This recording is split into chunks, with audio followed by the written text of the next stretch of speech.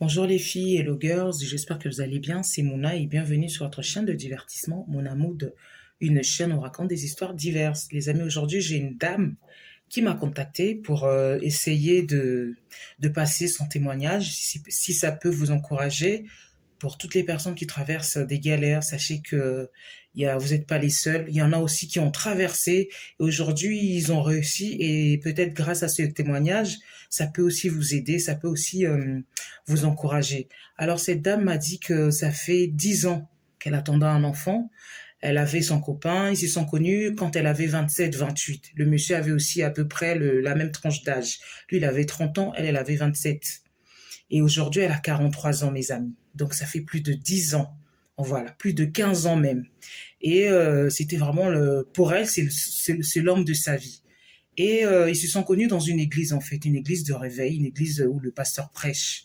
Et voilà, ils étaient copains, ils étaient amis. Bon, voilà, des fois ça donnait pas, des fois ça donnait. Quelques temps après, bah, ils ont construit, ils se sont mariés. Quand ils ont eu peut-être dans la trentaine, elle a eu 32, 33.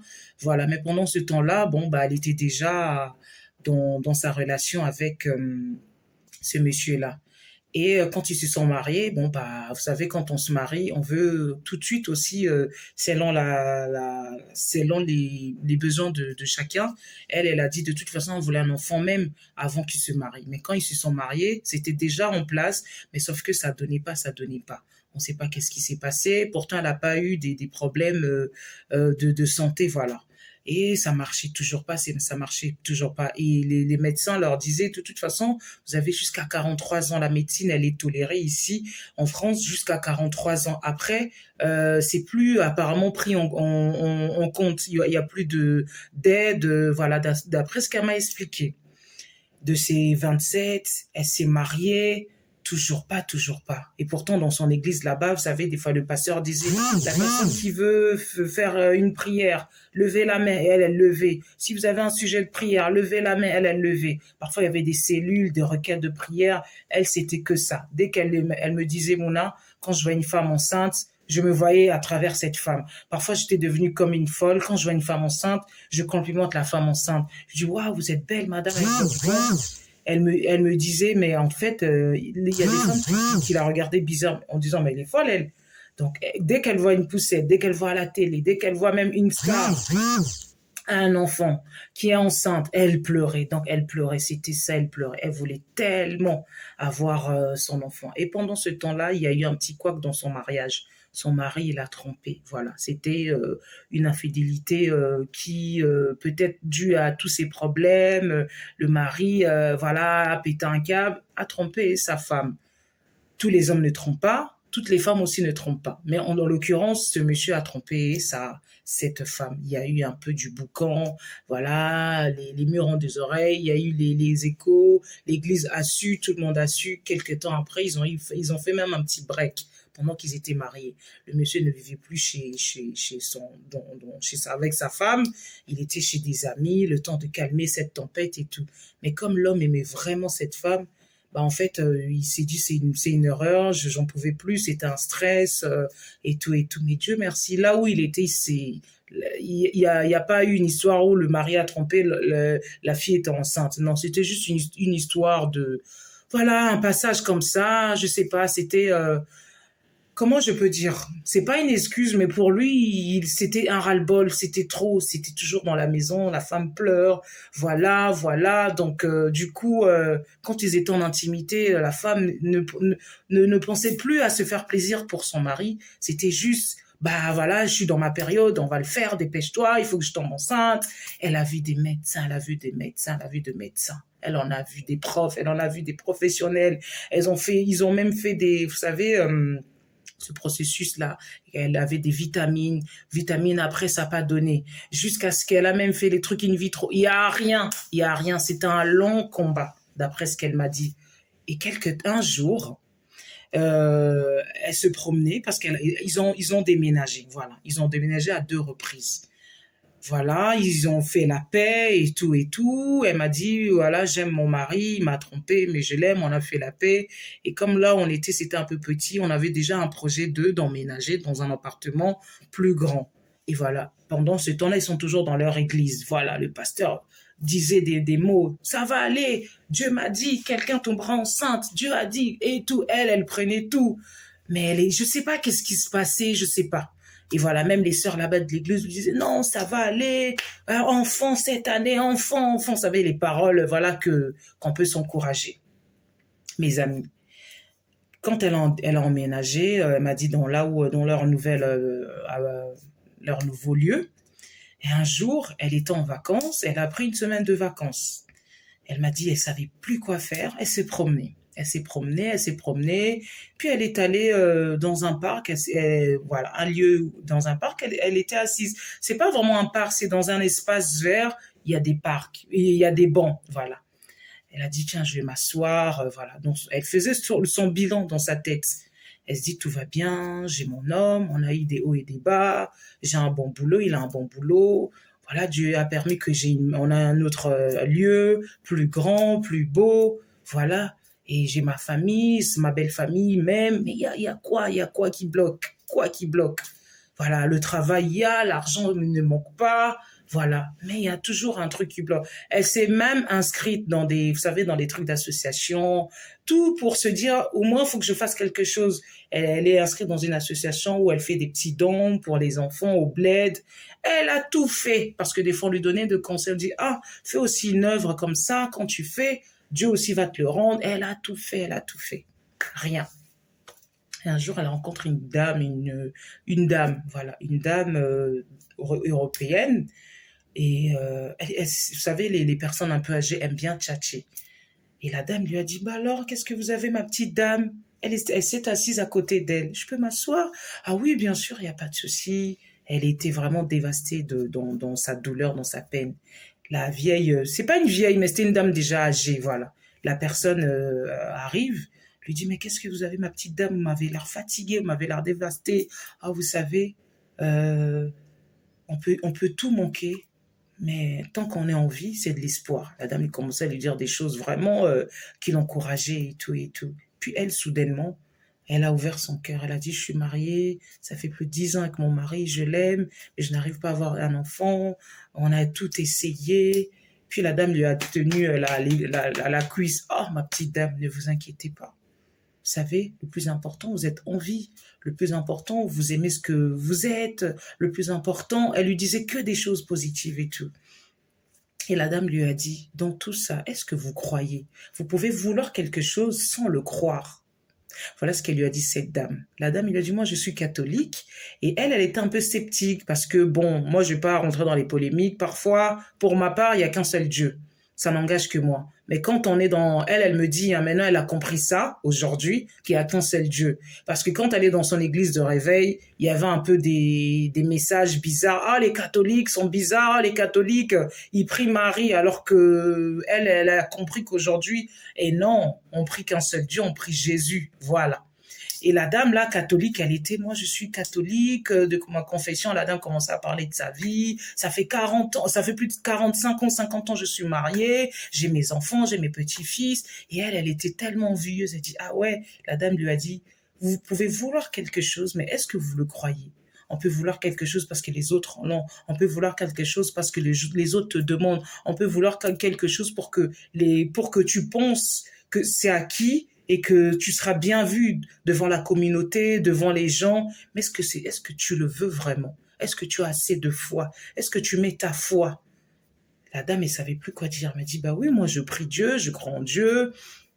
La vieille dame lui dit, on va l'appeler vieille dame. La vieille dame dit, vous savez, vous pouvez croire en Dieu. Vous pouvez prier et sans avoir la foi. Et ça ne sert à rien. La dame, elle lui a dit, moi, j'habite pas très loin. Dans son sac, elle avait ces trucs de catholiques, les trucs, vous savez, les magnificats. Pour les personnes catholiques qui savent de quoi je parle, les magnificats, les petits livres de recueil de prières et tout et tout. Et en plus, la Bible. La dame lui a donné, tiens, je vous donne, voilà, un petit cadeau. C'était un livre de recueil de prières. Elle a dit, il y a plusieurs situations. Tu trouvais une situation qui vous corresponde, commencez à méditer dessus et commencez à prier. C'est comme la Bible et ça va aussi avec la Bible. Ils ont ouvert les passages et elle est tombée sur ce passage-là où Anne demandait à Dieu un enfant et Anne, quelque temps après, a eu Samuel. Voilà. et elle est tombée que sur les passages où toutes les femmes dans la Bible demandaient à Dieu l'enfant et Dieu leur a donné un enfant. Sarah, on connaît la suite et tout.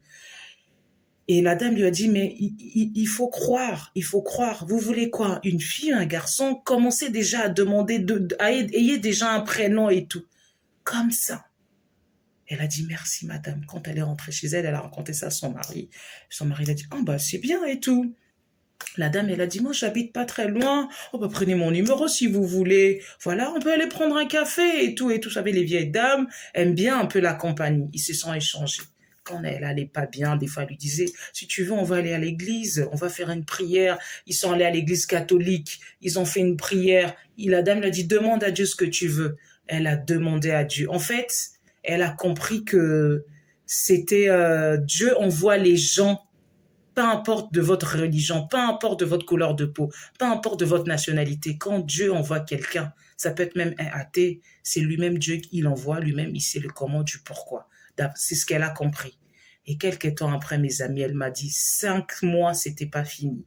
5 mois, parce que elle sent toujours que quand elle a ses périodes, elle le sent et tout, voilà. Oh, elle comptait son truc, ça ne tarde jamais de 1 journée ou 3 jours. C'est sa période, son cycle. 5 mois après, elle est toujours en contact avec la vieille dame. Elle continue toujours à aller à l'église. De temps en temps, cette vieille dame, quand elle invitait à l'église catholique, elle allait aussi à l'église catholique, par exemple pour le 1er novembre, par exemple pour plusieurs événements qu'il y a à l'église catholique. Voilà, elle y allait. 5 mois après, mes amis, 5 mois après, elle devait avoir, par exemple, ses règles le 1er, on va dire le 1er octobre. C'est pas arrivé. Le 2, c'est pas arrivé. Le 3, c'est pas arrivé. Et puis, elle en parlait à une de ses copines. Voilà, une copine qui l'aidait aussi. Voilà, elle a dit, ah, c'est bizarre, moi, mes règles ne ratent pas, mais ça fait 3 jours. Puis la fille lui a dit, oh, tu sais, ne te prends pas la tête, ne pense à rien, te prends pas la tête, parce que parfois, le cycle peut changer. Parce qu'elle aussi, elle me dit, moi, des fois, ça peut prendre 4 jours, après 1 semaine, des fois, ça peut être décalé. Puis elle a dit, ah ouais, ok, 1 semaine après, 6, 7, 8, 9 jours après. Elle a dit, c'est pas normal, elle a parlé à son homme. Ils sont allés faire un test de sang, mes amis. Mais elle a dit, non, j'attends, parce qu'elle avait peur. Elle dit, non, j'attends, ça fait 9 jours, mais j'attends. Le mari a dit, non, on va y aller, ça fait 9 jours. Toi, ça ne rate pas 9 jours seulement. 5 mois après, 9 jours après. Elle avait peur, en fait, parce qu'elle m'a dit, j'avais peur de résultats. Malgré que j'avais ma foi, malgré que tout ce qu'on m'a dit, j'ai balayé ça, je pensais à rien, mais j'avais peur de voir encore négative, parce qu'elle me disait, j'ai tellement fait ça, sincèrement, j'avais peur. Et elle m'a dit soudainement en elle, son esprit lui a dit, tu viens pas de faire la prière du psaume, et que Dieu, il a dit, Dieu te donnera ce que ton cœur désire. Vas-y. Et soudain, elle est allée. Et quand elle est allée, mes amis, elle a dit, c'était une journée après. Elle m'a dit qu'on l'a appelé, le cabinet l'a appelé, le truc de sang là, voilà. Elle va toujours où elle va. Elle m'a dit, oui, bonjour madame, on a vos résultats, ne tardez pas à venir, d'accord? Oh, elle a trouvé ça bizarre parce que d'habitude, quand elle y va, elle fait, c'est le lendemain, on l'appelle même pas. La dame, il lui a dit juste, ne tardez pas parce que là, on va fermer. Est-ce qu'éventuellement, vous pouvez venir tout à l'heure ou pas? Elle a eu peur. Elle a dit, non, mais moi, je suis co-secrétaire, c'est mieux. Donc, il savait déjà que c'était OK. Quand elle est arrivée là-bas, elle a dit, écoutez, on a le résultat, mais c'est positif. Oui, vous êtes enceinte de peut-être quelques semaines. Elle en pouvait plus. Elle en pouvait plus. Elle a commencé à pleurer dans les bras de la secrétaire. La dame lui a dit, consultez tout de suite votre gynécologue. Elle a dit, madame, j'en ai tellement des gynécologues, j'en ai tellement vu, j'en ai tellement changé. Je vous cache pas, je vois plus de gynécologue pendant un moment. Et puis la secrétaire leur a passé leur gynécologue dans leur centre là. Ils sont aux alentours. Ils ont pris rendez-vous avec la gynécologue. Elle est enceinte. Elle a eu son enfant. Vous savez à quel âge? Elle avait déjà 42, 43. Comme quoi, quand Dieu dit, quand Dieu fait à son heure voulue. Là, les gynécologues leur disaient, vous savez, jusqu'à 43 ans, la médecine, après, ici en France, il n'y a plus de prise en charge. Et elle a eu son enfant, elle n'avait pas encore 43 ans. Elle était sur ses 42 pour atteindre ses 43 ans. Donc, il compte plus son 43 ans, parce que c'est la période quand elle a eu son enfant, c'était à 42 ans, mes amis. De ses 27 ans à ses 42 ans. Mais c'est incroyable. Quel témoignage. Même quand elle m'a parlé, j'ai eu la chair de poule. Nabiye soyo. Yeah! Dieu est bon. Pour les personnes qui croient en Dieu, ne lâchez pas. Ne lâchez pas. Et elle a dit, j'ai compris que Dieu utilise n'importe qui. Alors elle avait confiance aux gens de son église, elle avait confiance à l'église, elle avait confiance au pasteur, mais peut-être c'était la foi en l'homme. Elle avait peut-être pas la foi en Dieu. C'est ça, en fait, elle a compris dans le témoignage. Peut-être qu'elle a traîné, elle a retardé elle-même sa propre bénédiction. Peut-être qu'elle voulait tellement cet enfant. Peut-être qu'elle entendait, elle avait foi en ce que le pasteur disait. Elle avait foi en ce que l'église lui disait là-bas où elle était.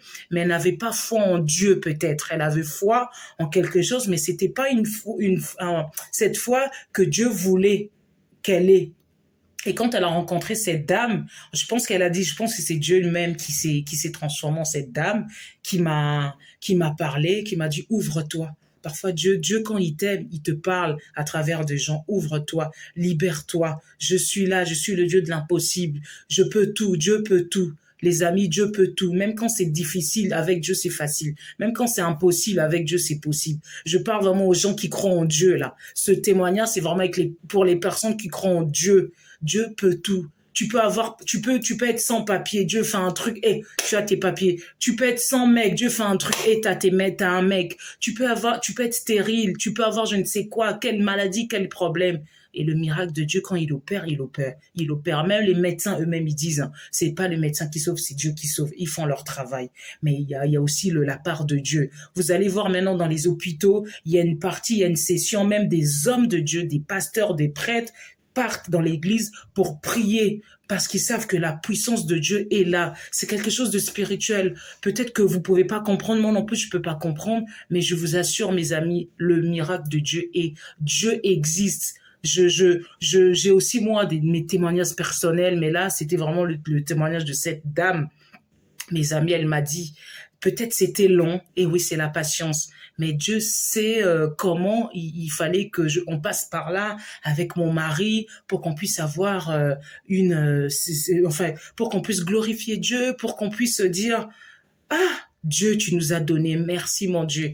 Quelque temps après, elle a eu sa fille, mes amis, elle a eu une belle fille magnifique, elle a prénommé le nom, 3 noms. Elle m'a dit, je l'ai donné le nom de ma maman, le nom de la mère de mon mari et le nom de cette dame en 3 lieux, en 3 noms. Tu peux avoir 4 prénoms dans les pièces d'identité. Elle a donné 3 noms. Qu'est-ce que c'est magnifique, mais comment Dieu est bon.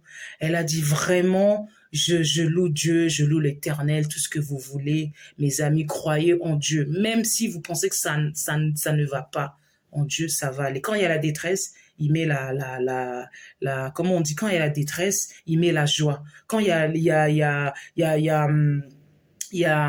le manque, il met la provision. Quand il y a le désespoir, il met l'espoir. Quand il y a les querelles, il met la paix. Donc, franchement, Dieu peut tout. Mes amis, Dieu peut tout. Peut-être que là, aujourd'hui, vous passez dans une situation très difficile. Vous dites que c'est fini. Peut-être que c'est dans une situation pour les papiers. Peut-être c'est dans une situation pour trouver un emploi. Peut-être c'est dans une situation pour trouver un appartement, pour avoir un enfant, pour réunir la paix dans vos familles. Mais sachez que quand vous invoquez Dieu tout-puissant, il est là. Il est là pour tous. Dieu, il est pour tous. Cette dame, elle pensait pas. Quand elle a rencontré cette dame, elle a dit, oh, les catholiques, elle avait un peu une mauvaise appréhension ou une mauvaise, voilà. Tellement que les gens disent, les racontars, là. Voilà. Et c'est cette dame catholique qui lui a dit, il y a que la foi. C'est la foi qui sauve. Et pourtant, à l'église, là-bas aussi, dans son église, je pense qu'il prie aussi la foi. Mais c'était peut-être pas le même façon de rendre le message jusqu'à son cœur. Quand cette dame lui a dit ça, tout de suite c'est rentré. C'est peut-être parce que elle était animée d'un bon esprit, ou je ne sais pas qu'est-ce qui s'est passé, mais d'après elle, elle dit qu'en fait, elle était peut-être pas consciente qu'elle avait pas de foi. Elle était peut-être aveugle dans le sens que d'esprit. Et quand la dame lui a dit, tout de suite, ça l'a touchée.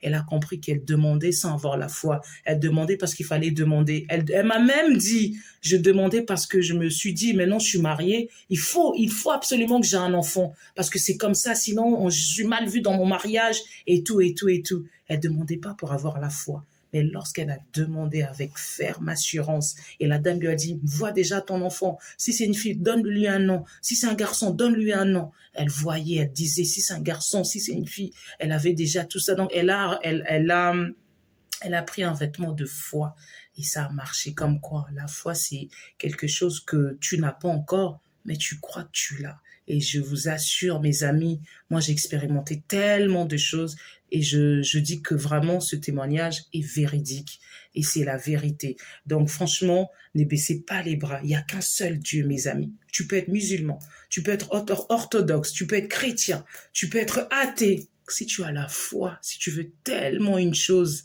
mes amis savent, tu vas y arriver. Si tu veux tellement une chose, tu vas y arriver. Peu importe qui tu es, peu importe d'où tu viens, peu importe ce que tu traverses, peu importe ton origine, peu importe ta langue, peu importe tes convictions religieuses, si tu veux quelque chose avec foi, eh ben, tu vas l'obtenir, tu vas l'avoir. Je vais donner un petit exemple. J'avais regardé un film au cinéma, l'histoire de Donald Trump. Le film s'appelle De Apprentissage. On sait qui est Donald Trump, mais je vous parle de cette petite complément d'histoire. Donald Trump, bah, vous savez, il voulait tellement créer sa tour, la Trump Tower. Pourtant, c'est pas le moyen qui lui manquait, mais il était tellement convaincant, il avait tellement sa foi. Partout, on lui a mis les bâtons sur les roues. Partout, partout, partout. Mais avec sa foi, avec comment on dit, son agnac, il a réussi. Aujourd'hui, il a la Tower Trump, là. C'est l'une des tours les plus belles au monde et aux États-Unis. Voilà. C'est juste une petite histoire. C'est pas parce qu'il était riche, parce qu'il y avait des riches qui n'ont pas réussi à faire ce qu'il a fait, hein. C'est parce qu'il avait tellement la foi, il avait tellement le courage, il avait tellement la volonté. Partout, on lui disait non. Lui, c'était oui. Partout, on lui disait non. Lui, c'était oui. Puis, à la fin, il a réussi à créer son empire, sa Tower Trump, Tower Trump, voilà. Tour Trump, voilà, c'est ça. C'était magnifique, si vous voulez. Voilà, le film dont je vous parle, c'est le apprentissage. C'est une histoire de Donald Trump. Mais vraiment, je parle pas de la politique. J'ai juste aimé ce parcours-là de sa vie, sans rentrer dans les détails, comme quoi quand on veut quelque chose, tôt ou tard, on va l'obtenir. Quand on veut quelque chose, avec la force, avec la foi, on va l'obtenir. Je vous dis à bientôt, c'était Mouna sur votre chaîne de divertissement, Mouna Mood, une chaîne où on raconte des histoires diverses. Si vous aussi vous avez un témoignage, vous avez une histoire à raconter, n'hésitez pas à me contacter sur mounamoodofficial@gmail.com. Je répète, Mouna Mood official, O2FICIAL, @gmail.com, ou m'envoyer un message en privé, je ne manquerai pas de vous recontacter. Je vous dis à bientôt, mes amis.